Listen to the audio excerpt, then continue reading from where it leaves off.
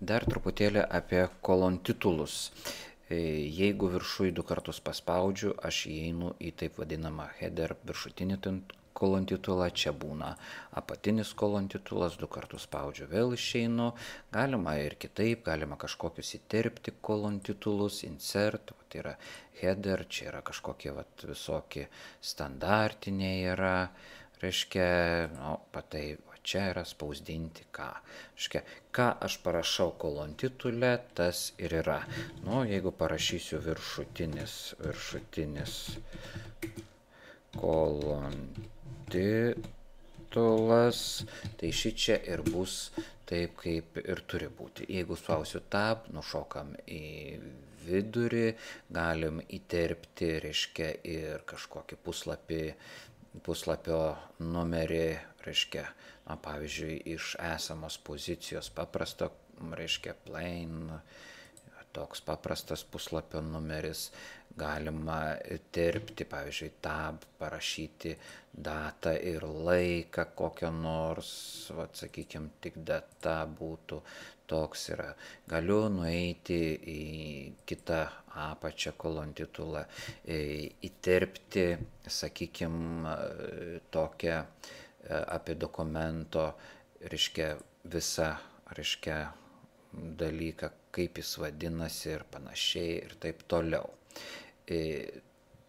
Ką aš įterpiu į vieną, reiškia, 2 kartus paspausiu į vieną kolontitulą, tai visur jis ir bus matomas. Reiškia, visuose lapuose bus ir matomas. Dažnai to kaip ir nereikia. Reikėtų, kad viršutinis pirmo lapo kolontitulas ir sakykime, visų kitų lapų kolontitulai būtų, reiškia, skirtingi,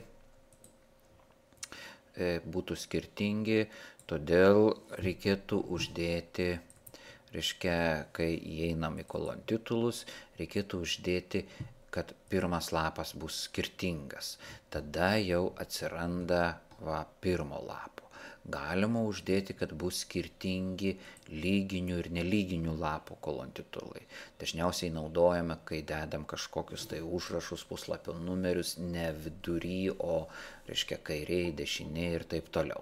Pabandykim tokį tik tai padaryti, tai yra, ką parašysiu pirmam lape, tas bus tik pirmam lape, pirmas lapas, ir jeigu čia galiu, pavyzdžiui, įterpti paprastą, reiškia, paprastą puslapio numerį, šitoj vietoj, arba jį galima netgi, sakykime, galbūt pacentruoti, taip, į centrą nuspaudžiau, arba tiesiog šitaip centruojam, gal geriau, ir turim, yra čia pirmas lapas, o toliau antras, jeigu dar padarysiu Ctrl Enter, bus trečias ir taip toliau.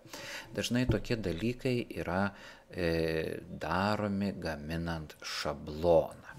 Gaminant šabloną, reiškia, koks tas šablonas gali būti. Aš čia turiu tokį šabloną, reiškia, ne šabloną, bet iš archyvų departamento, reiškia, kaip atrodo rašto pavyzdys, kažkokios firmos, jūrinių tyrimų centro ir taip toliau.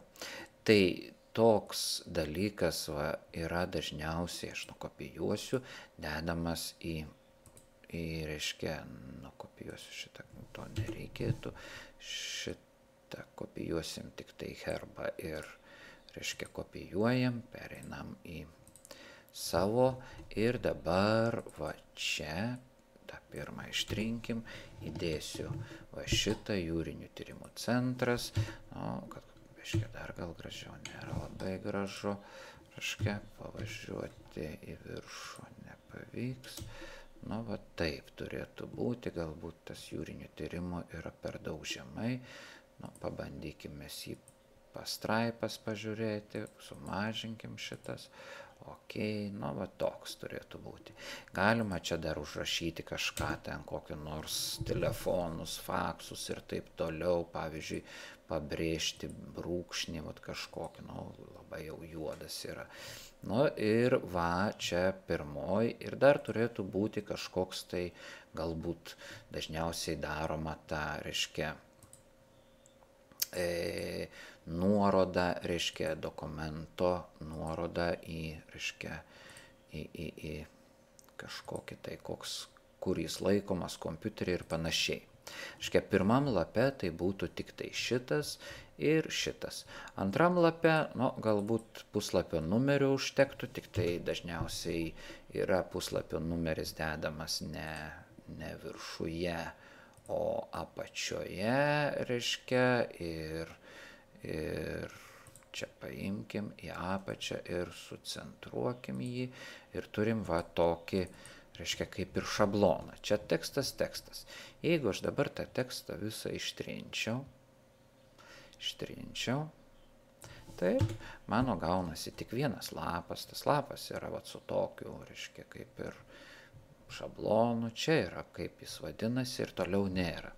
Jeigu aš toliau rašysiu kažkokį tekstą ir toliau rašysiu ir dabar pereisiu į antrą lapą ir antram lape parašysiu, tai antras lapas jau būna numeruotas.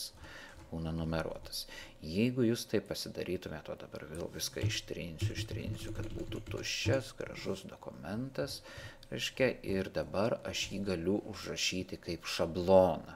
Galiu daryti file, save as ir dabar kažkur nurodau iš pradžių bet kur, sakykim, ir užrašau ne Word dokument, o Word template. Tai yra Word šablonas, aš parašysiu BBB kokį nors ir padarysiu save ir dabar tokį turiu.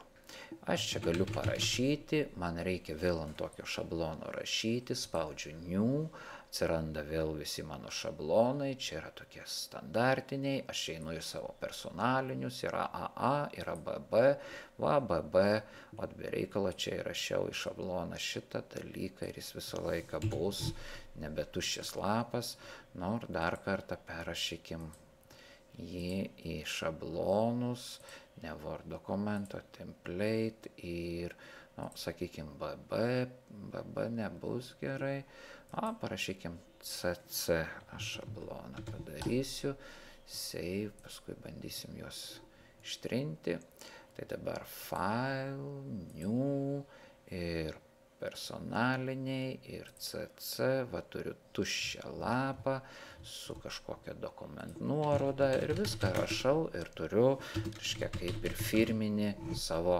blanką.